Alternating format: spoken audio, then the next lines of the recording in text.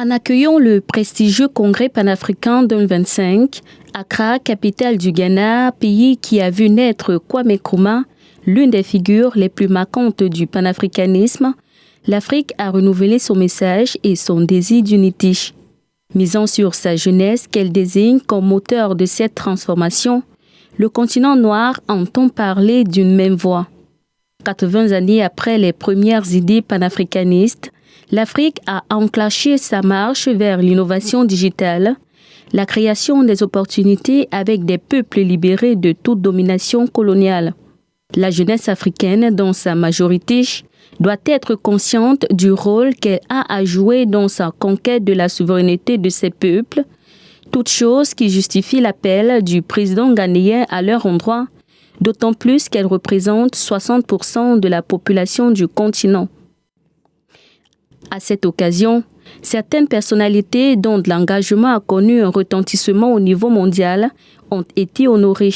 La portée de cette distinction panafricaine dépasse largement le cadre symbolique.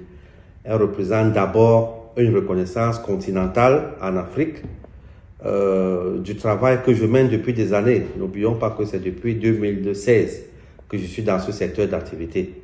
Donc, ce travail que je mène depuis des années pour l'autonomie économique, la souveraineté technologique et monétaire, mais aussi l'émancipation de la jeunesse africaine. Cette médaille consacre une vision, celle d'une Afrique qui se gouverne elle-même, qui valorise ses talents, qui crée ses propres solutions et qui cesse d'être dépendante pour avancer.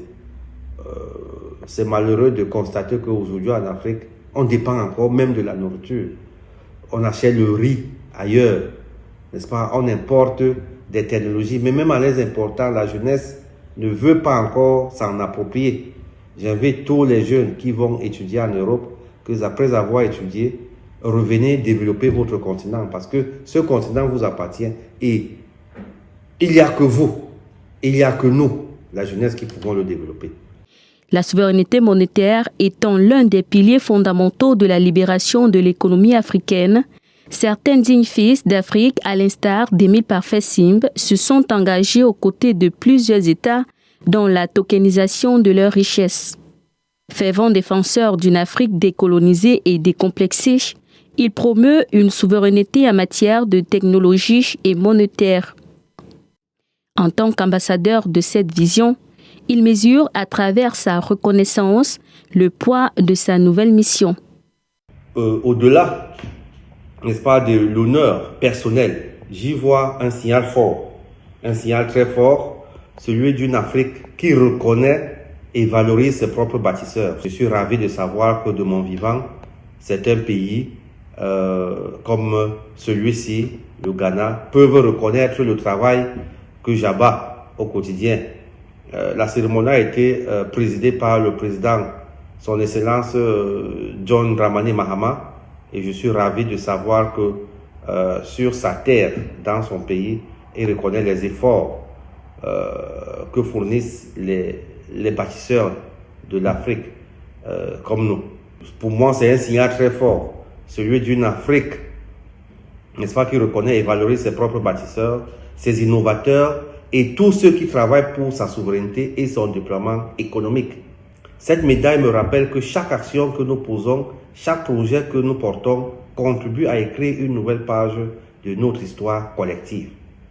C'est aussi un encouragement, mais alors un encouragement à continuer d'investir dans la jeunesse, dans les technologies africaines et dans les solutions qui permettront à notre continent de se tenir debout, fier, autonome et respecté.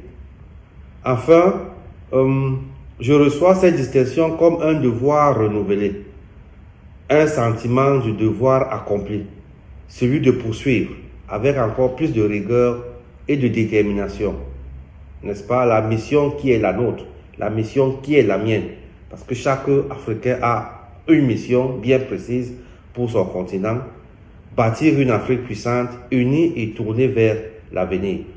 J'invite à cet effet tous les Africains, toute la jeunesse africaine, toute la jeunesse camerounaise à se mobiliser davantage pour que chacun, à son niveau, essaye de trouver des solutions pour, n'est-ce pas, donner une image positive à notre continent.